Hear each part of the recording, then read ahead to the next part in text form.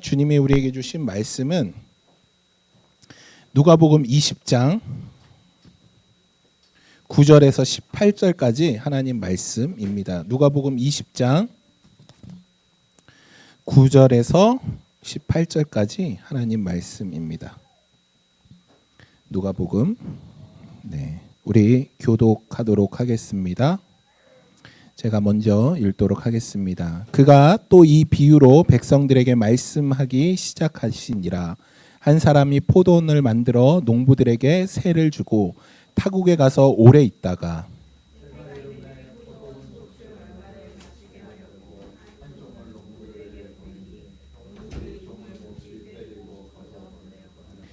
다시 다른 종을 보내니 그도 몹시 때리고 능욕하고 거저 보내었거늘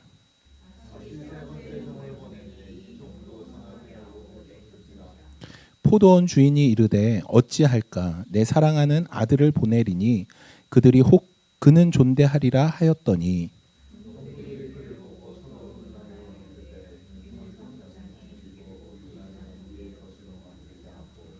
포도원 밖에 내쫓아 죽였느니라. 그런즉 포도원 주인이 이 사람들을 어떻게 하겠느냐.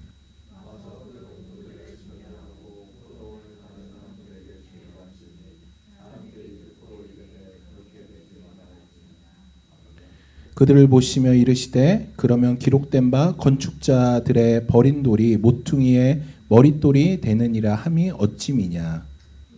이 돌 위에 떨어지는 자는 깨어지겠고 이 돌이 사람 위에 떨어지면 그를 가루로 만들어 흩으리라 하시니라. 아멘. 아멘.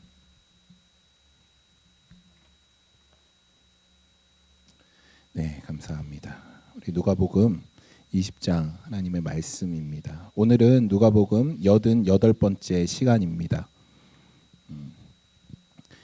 우리가 지난주에 쉬었기 때문에 여러분 그 지난주 말씀 기억하시나요? 예수님의 권위. 그러니까 이제 사람들이 물어보죠. 종교 지도자들이 당신의 권위는 어디서부터 왔느냐라고 이 질문을 합니다. 이제 그 질문에 대해서 예수님이 이 권위가 이제 하늘로부터 왔다. 그것을 이제 말씀해 주셨죠.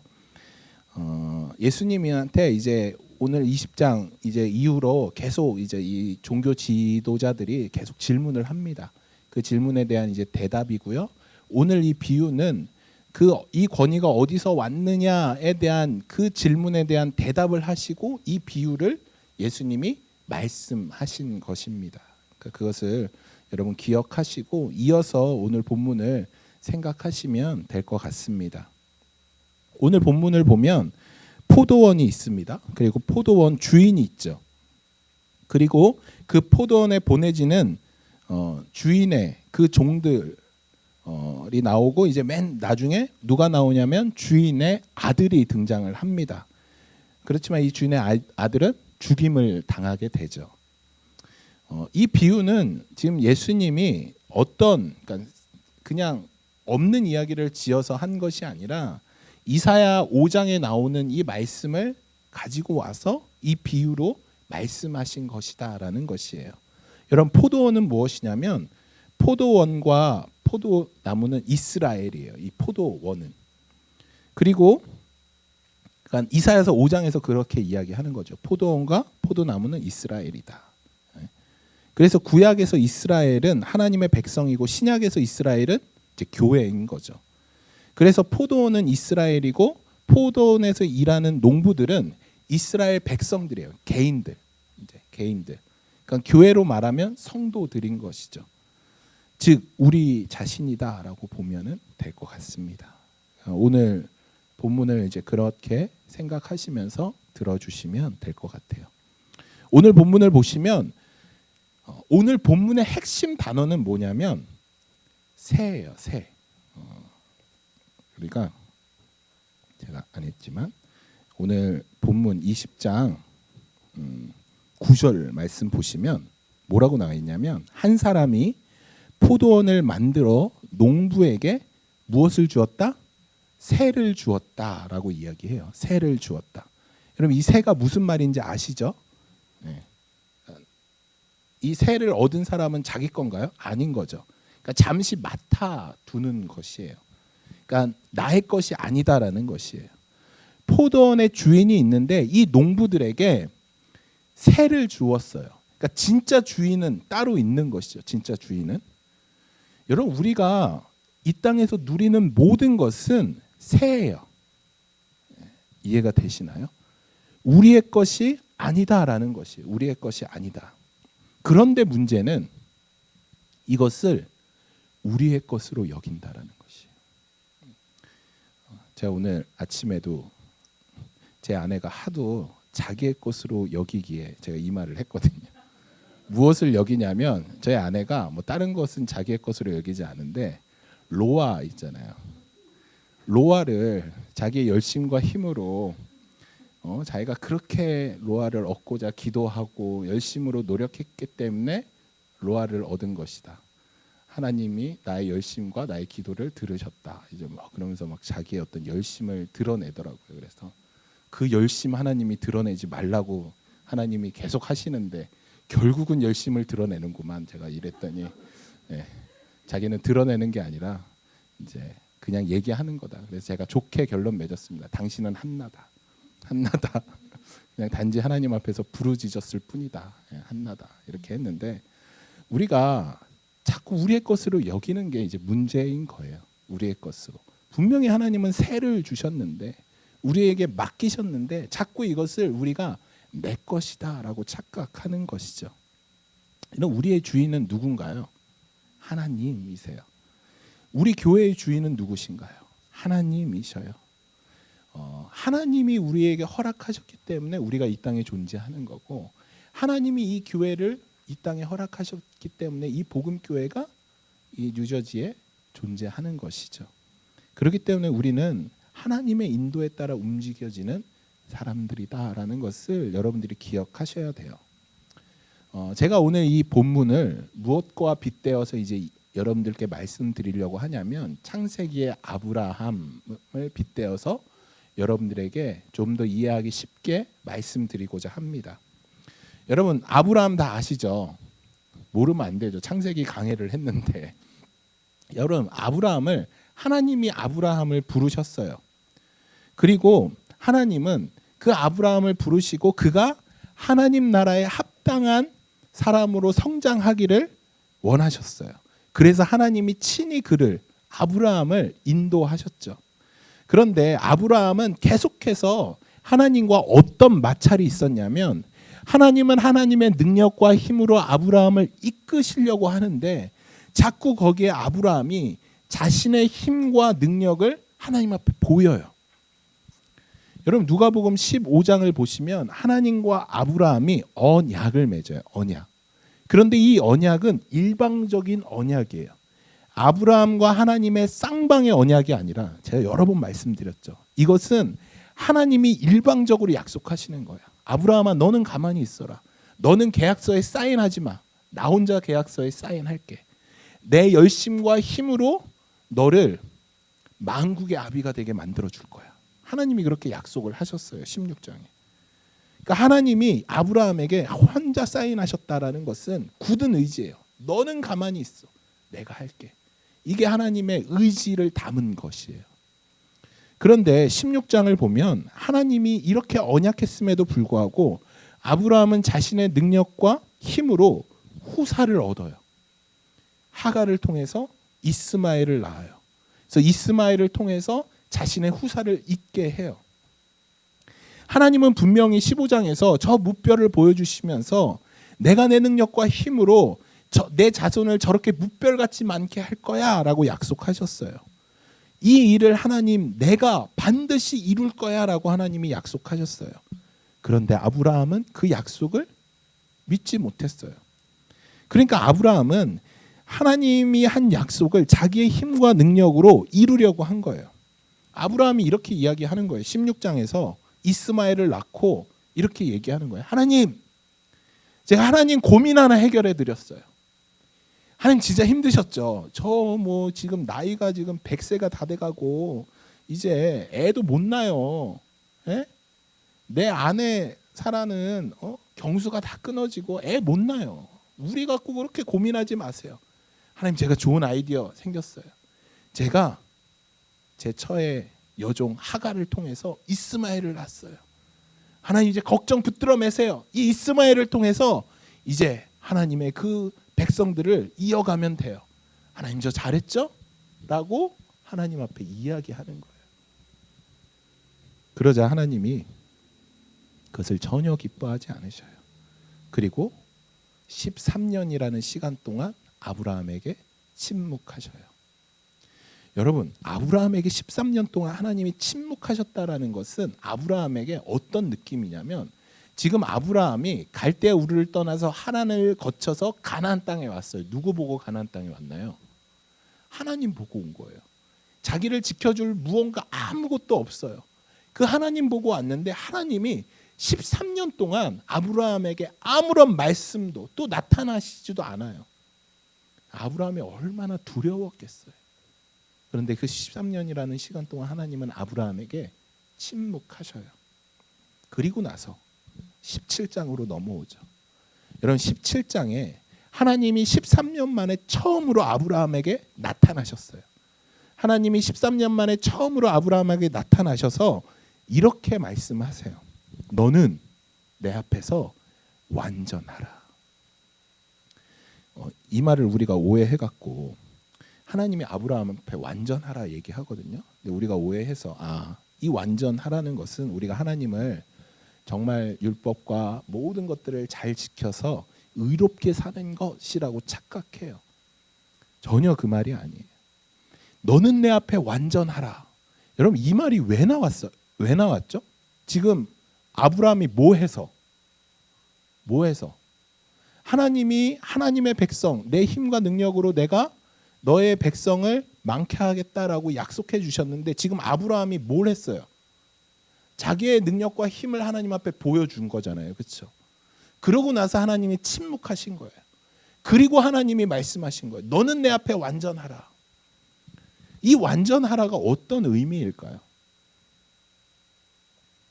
다 했지만 창세기 강의 때 우리가 3년 전인가 4년 전에 다 했죠. 네, 하지만 다시 이 다음 말씀을 보면 이 완전하라가 어떤 의미인지 알아요. 하나님이 너는 내 앞에서 완전해라 말씀하신 다음에 아브라함에게 어떤 걸 요구하시냐면 할례를 요구하세요. 할례. 여러분, 할례가 뭐냐면 남성의 생식기를 잘라내는 거예요. 그 표피를 잘라내는 거예요. 근데 원래 이 할례는 남성의 그 생식기의 일부를 잘라내는 것, 앞에 있는 표피, 그러니까 우리 말로 따지자면 그 뭐죠? 포경수술, 포경수술인데, 이 진짜 의미는 뭐냐면 남성의 생식기를 다 잘라내다라는 의미예요. 그런데 상징적으로 일부를 잘라내는 거예요. 하나님이 아브라함에게 너는 내 앞에서 완전해라 말씀하신 다음에 바로 무엇을 요구하시냐면 할례를 요구하세요. 그게 무슨 의미일까요? 여러분, 좀 아이러니하지 않나요? 지금 하나님은 이 아브라함에게 누구를 주려고 해요? 아들을 주려고 해요. 그런데 너는 내 앞에 완전해라라고 말씀하시면서 너의 생식기를 잘라버려라라고 하나님이 요구하시는 거예요. 그게 무슨 의미일까요? 좀 이상하지 않나요? 하나님이 아브라함에게 할례를 요구하신 것은, 아브라함은 하나님 앞에서 제가 제 능력과 힘으로 이스마엘을 얻었습니다. 이제 하나님 그런 고민하지 마세요라는 이 말을 하지 못하게 하시는 거예요. 야, 네 능력과 힘 그거 내려놔. 너의 힘과 너의 능력으로 되는 것 아니야. 내가 내 힘과 내 열심으로 이 일을 이룰 거야라는 것을 아브라함에게 알려주시는 거예요. 하나님이 아브라함에게 할례를 요구하시고 아브라함과 이스마엘을 비롯한 모든 남성은 할례를 받게 돼요. 또 후에 이삭에게도 할례를 행하고, 앞으로 이제 이스라엘 그 유대인들은 모두 다 난 지 8일 만에 할례를 받게 되는 거죠. 그리고 하나님은 아브라함에게 이삭을 허락하셨어요. 여러분, 아브라함이 할례를 받고선 이삭을 얻었어요. 이건 어떤 의미일까요? 아브라함이 할례를 행했는데 이삭이 얻어졌어. 하나님이 주셨다는 거예요. 하나님이. 아브라함이 어떤 노력과 열심, 그 아브라함의 열심이 전혀 들어가지 않은 오직 하나님이 하셨다라는 것을 하나님이 보여주신 거예요. 아브라함에게. 아브라함의 힘과 능력으로 얻은 자녀는 이스마엘이에요. 이삭은 아니죠. 이삭은 전적으로 하나님의 능력과 힘으로 하나님이 아브라함에게 이삭을 주신 거예요. 하나님은 아브라함과 언약을 맺으면서 내 힘과 능력으로 내가 너의 자손을 뭇별과 같이 많게 할 것이다. 하나님이 약속하시고 그 약속을 행하셔요. 아브라함은 자신이 할례를 행하고 이삭을 얻으면서 깨달은 것이 무엇일까요? 아, 이삭은 내 자식이 아니다. 하나님이 허락하셨다. 이것을 아브라함이 깨닫게 된 거예요. 아브라함은 할례를 행한 자기가 이삭을 낳을 수 없는 존재라는 걸 알 수 있죠. 아, 하나님이 주셨구나 이 이삭을. 그런 결론에 도달하게 된 것이에요. 그렇기 때문에 하나님이 창세기 22장에 가면 누구를 바치라고 얘기하나요? 내 사랑하는 독자 아들 이삭을 나에게 바쳐라 말씀하셔요. 여러분, 그때 아브라함이 순종하지 못할 이유가 전혀 없었죠.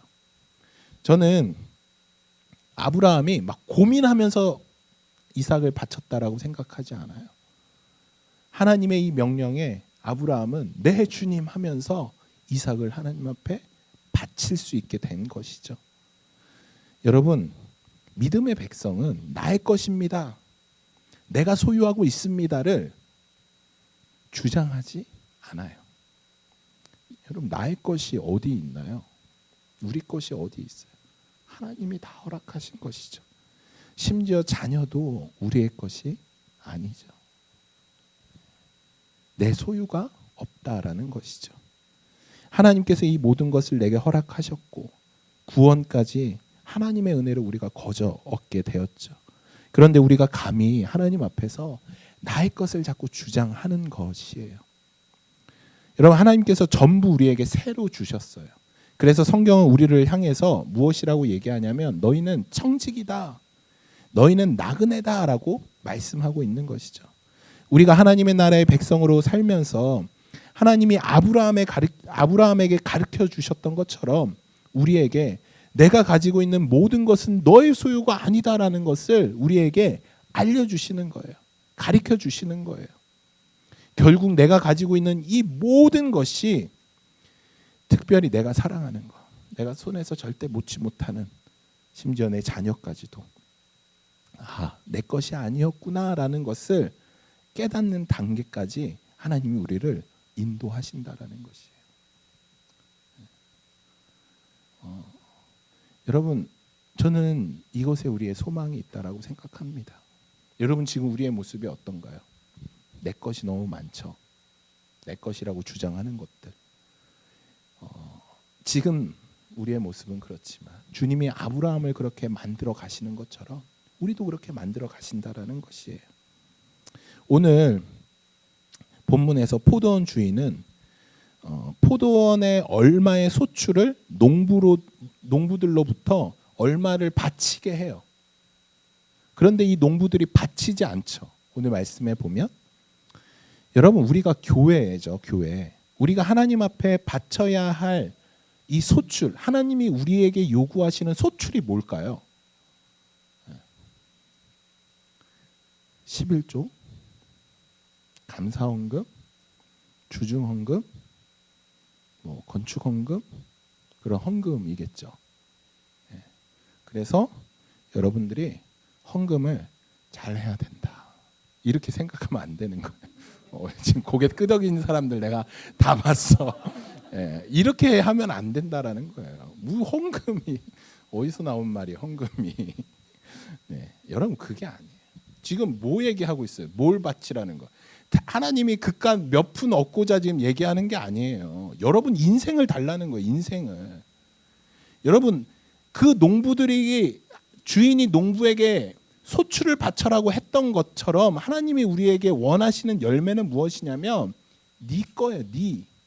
너, 우리 자신.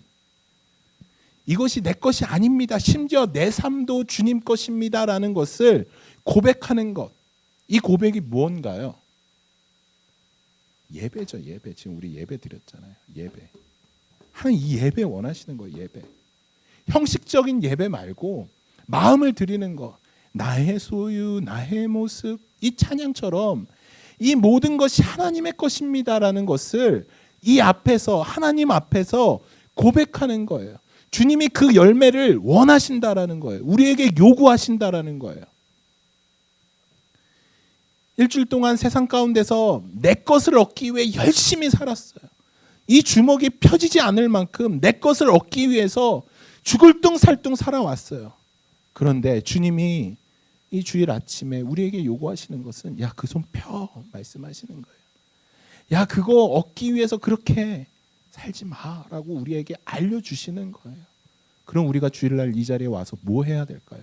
손 피고 하나님, 내가 지금까지 내 거인 줄 알려고, 내 거 가지려고, 내 소유 얻으려고 죽을 둥살둥 이렇게 노력했는데 이게 내 게 아니었군요. 하나님의 것이군요 하면서 하나님 앞에 고백할 때 하나님이 그 예배를 기뻐하신다라는 거예요. 그것을 받으신다라는 것이죠. 이해가 되시나요? 이것을 성경에서 무엇이라고 얘기하냐면 자기 부인이라고 얘기해요. 이것을 갈라디아서에서 사도 바울은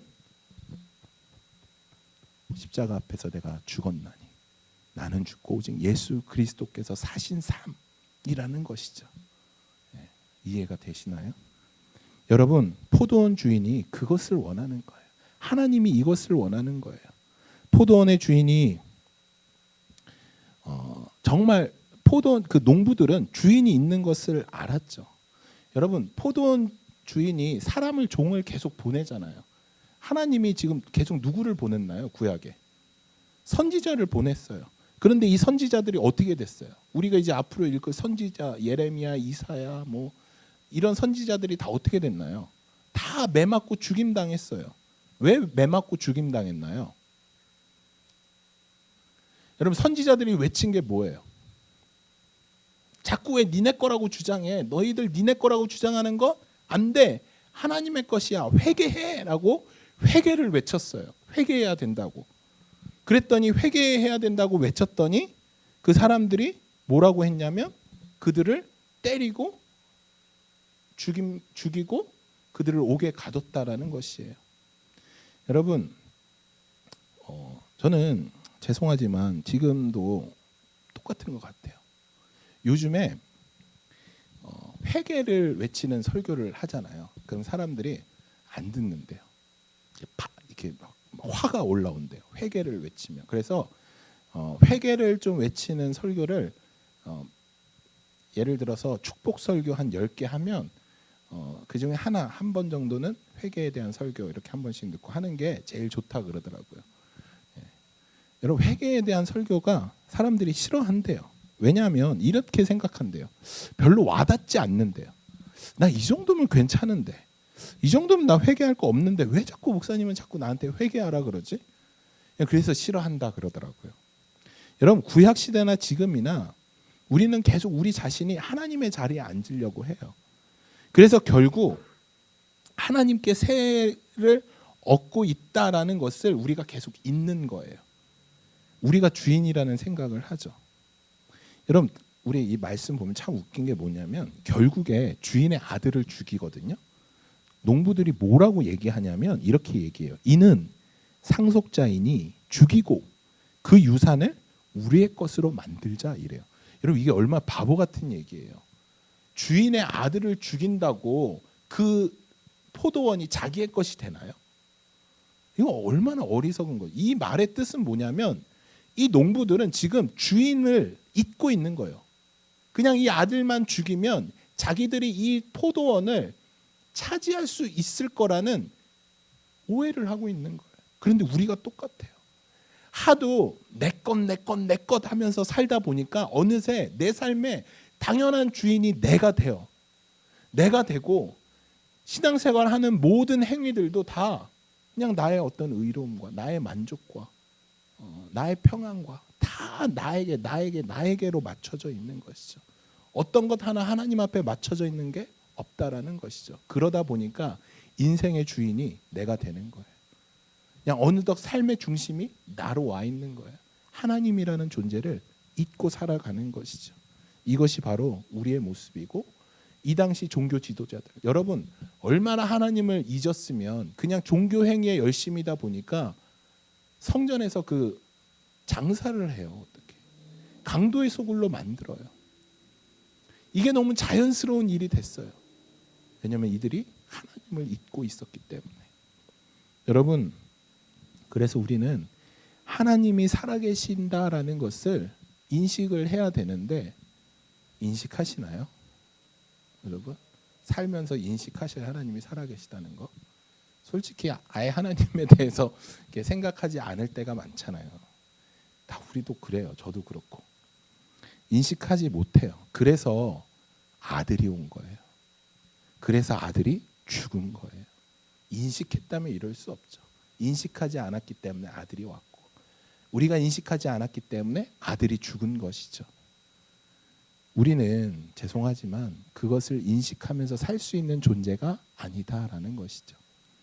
선지자들은 겉만 번드르한 그 종교, 그 행위만 하는 그 사람들에게 회개를 선포했어요. 그런데 그 선지자들을 죽인 사람들이 누군 줄 아세요? 열심히 신앙생활을 했던 사람이 그 선지자들을 죽였다라는 것이죠. 종교적인 열심으로. 왜 나 의롭게 사는데, 나 왜 잘 헌금도 잘하고 예배도 잘 드리는데 나한테 회개하라 그래 하면서 그 종들을 때려 죽인 것이죠. 그래서 요즘에 회개의 설교가 힘들다라는 것이. 나 이 정도면 잘하는데 왜 자꾸 우리 목사님 회개하라 그러지? 들리지가 않는다는 것이죠. 여러분, 저는 정말 우리 교회는 안 그랬으면 좋겠어요. 이 회개의 말씀이 들어갈 때 저를 비롯한 여러분들의 마음이 뜨거워지기를 간절히 소망합니다. 여러분, 축복의 설교는 너무 좋죠. 위로하고 축복하고. 성경에서도 축복과 위로가 너무 많이 나와 있어요. 너무 중요해요. 그런데 우리가 축복과 위로에 너무 빠져 있다 보면 여러분, 우리의 본 모습을 잊게 돼요. 적절해야 된다라고 생각합니다. 여러분, 그래서 말씀도 여러분 회개가 들리면 그 말씀 받아서 찔리는 마음으로 주님 앞에 회개함으로 나가셔야 하나님 그 기뻐하시는 것이죠. 여러분, 제가 이 포도원 아들들은 이제 포도원 농부들은 그 아들까지 살해하고 포도원을 자기의 소유로 만들려고 시도했죠. 그러니까 이스라엘 백성들이 그렇다는 거죠. 또 우리의 모습이 그렇다는 거죠. 내 힘과 능력으로 구원을 이룰 수 있다라고 착각하는 것이죠. 우리 삶의 주인이 우리고 싶어하고 이 교회의 주인이 내가 되고 싶어 한다라는 것이죠. 여러분, 제가 언급한 이 아브라함은 한번 보셔요. 아브라함이 그렇게 하나님이 아브라함을 인도했는데 아브라함은 하나님을 믿지 못해요. 하나님은 아브라함과 언약을 맺고 약속을 해요. 창세기 17장 5절 8절인데 보세요. 한번 읽어보시겠어요? 이제 후로는 내 이름을 아브라함이라 하지 아니하고 아브라함이라 하리니 이는 내가 너를 여러 민족의 아버지가 되게 함이니. 그 다음에 8절입니다. 내가 너와 내 후손에게 내가 거류하고 이 땅에 곧 가나안 온 땅을 주어 영원한 기업이 되게 하고. 여러분, 이 17장을 보시면 이것뿐만 아니라 대부분의 말씀이 되게 하고 되게 하고 되게 하고예요. 여러분, 이거에서 이 말씀에서 제일 중요한 키포인트가 무엇이냐면 되게 하고예요. 누가 되게 하는 건가요? 하나님이 누구를? 아브라함을 되게 한다는 거예요. 아브라함의 힘과 능력으로 이 아브라함이 그렇게 되는 것이 아니라 하나님이 되게 하고 하나님이 되게 하고 하나님이 여러분을 구원시키고 하나님이 여러분을 이 땅에 복된 존재로 만드시고 하나님이 하신다는 거예요. 하나님이. 그런데 자꾸 우리가 우리의 힘과 능력을 불쑥불쑥 보이는 거예요. 되게 하고 아브라함의 힘과 능력이 아니다라는 것이죠. 하나님은 하나님의 능력과 힘으로 아브라함을 이렇게 되게 하고 됐나요? 안 됐나요? 됐어요. 여러분, 그럼 우리는 될까요? 안 될까요? 나를 보면 가망이 없죠. 그런데 되게 하신다는 거예요. 여러분 성경이 얼마나 좋나요? 야곱 보세요. 야곱 보면 진짜 인간, 우리 천국에 만나서 제가 할 말이 없으니까 심한 말은, 야곱 정말 안타깝잖아요. 근데 하나님이 야곱을 어떻게 해요? 되게 하고, 나도 되게 하고, 여러분도 되게 하고, 하나님이 되게 하신다. 누구의 힘과 능력으로? 하나님의 힘과 능력으로. 그래서 여러분들의 지금 모습에 좌절하지 마세요. 하나님이 만들어 주신대요. 우리 그냥 하나님 손 잡고, 저는 딱 이 그림이 맞는 것 같아요. 하나님이 우리 손을 잡아요. 그리고 우리를 질질 끌고 가시는 거예요. 난 가기 싫다고 이러는데도 질질 끌고 가시는 거예요. 그래서 결국은 하나님이 그 하나님 나라에 우리를 세우시는 거예요. 여러분 그게 하나님의 열심과 능력이에요. 하나님이 너는 내 앞에 완전하라, 너 잘해야 된다, 말씀 지켜야 된다. 여러분 그런 것이 우리가 열심히 노력하고 열심히 하나님 믿어서 하나님 나라의 백성, 그리스도인이 되는 게 아니에요. 이미 여러분들에게 그리스도인, 하나님 나라의 백성을 허락하셨어요. 그리고 그 허락의 완성을 하나님이 질질 끌고 가시면서, 제가 지난번에 말씀드린 그 믿음은 무엇의 과정이라고 했죠? 설득의 과정. 하나님이 여러분을 계속 설득시키는 거예요. 전혀 이해되지 않는 하나님이 조금씩 이해가 돼요. 설득당하는 거예요. 그렇게 하면서 여러분들의 믿음이 자라가는 거죠. 그렇게 하다 보니까 어느덧 내가 지금 뭐 하고 있어요? 이삭을 드리는, 나도 모르게 이삭을 드리고 있는 거예요. 내 삶에 나의 모든 전부를 하나님 앞에 드리고 있는 거예요. 그리고 그것을 아까워하고 힘들어하고 하는 것이 아니라 기뻐하는 거예요. 내 모든 것을 드리면서 너무 기쁜 거예요. 와, 행복하다. 여러분 그런 우리로 만들어 가시는 거예요.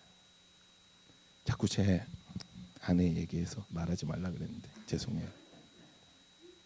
제 아내가 저랑 이제 결혼하고 이제 사역을 하는데 11조 내는 걸 너무 어려워하는 거예요. 진짜 힘들어하는 거예요. 네. 그 내긴 내죠. 근데 막 11조 내면 11조만 내요. 이렇게 주중 헌금도 내고 감사 헌금도 내고. 처음엔 제가 이제 뭐라고 했죠. 야, 그래도 내가 목사인데 이 재정하시는 분이 다 보는데 그렇게 헌금을 안 내면 내가 무슨 꼴이 되냐. 그러면 이제 마지못해서 그 주에는 막 다 내요. 몰았어. 그리고 아무 말 안 하면 또 안 내요. 제가 기다렸어요. 내가 당신에게 강요하지 않겠다. 말하지 않겠다. 그냥 기도하자. 네. 변하더라고요. 저는 지금도 제 아내에게, 저는 저한테 그 재정에 관한 어떤 권한이 하나도 없거든요. 아시죠? 크레딧 카드도 없는 거. 제가 크레딧 카드 이번에 저는 진짜 타겟이 다 쓸 줄 알았어요. 근데 거기 아무 표시가 없더라고요. 그래서 보니까 표시 있는 게 있더라고요. 비자랑 마스터카드. 그래서 만들어 달랬더니 안 된다 그러더라고요. 뭐 없어도 상관없어요. 뭐. 근데 전 뭐 제가 뭐 권한 그냥 다 아무 뭐 그런 거 없으니까 헌금도 제 아내가 그냥 다 알아서 해요. 근데 지금은 제가 있는 그 수준에서는 너무 많이 못 미치지만 그래도 열심히 최선을 다해서 잘 해요. 그 제가 그걸 보면서 어떤 걸 느꼈냐면 하나님이 만들어 가시는구나. 막 억지로. 그래서 제가 여러분들한테 뭐 11조 뭐 헌금에 대한 얘기를 일체 하지 않잖아요. 그럼 뭐 저한테 어떤 얘기 들어보셨나요? 뭐 전 지금 뭐 교회가 망해도 여러분들한테 헌금 얘기 죽어도 안 할 거예요. 그냥 망하면 그냥 목사님 왜 망했어요? 돈이 없어서 망했어요. 이런 일은 없죠. 하나님 여러분들을 만들어 가실 거라고 믿어요. 세워 가신다고. 제가 이제 폴 목사님이랑도 얘기하면서 목사님이 그러시는 거예요. 우리 성도들 안에 있는 변화들이 너무 감사하다고. 저도 동일한 고백들을 하고요. 여러분들은 모르시겠지만 우리 5년 전과 지금의 여러분들의 모습은 너무 많이 달라져 있어요. 그것에 감사하고 그것에 소망이 있다라고 생각합니다. 하나님이 여러분들 그렇게 만들어 가실 거예요. 우리가 그것을 믿고 주님 앞에 나아가는 저와 여러분들 삶이 되기를 간절히 소망합니다. 기도하겠습니다.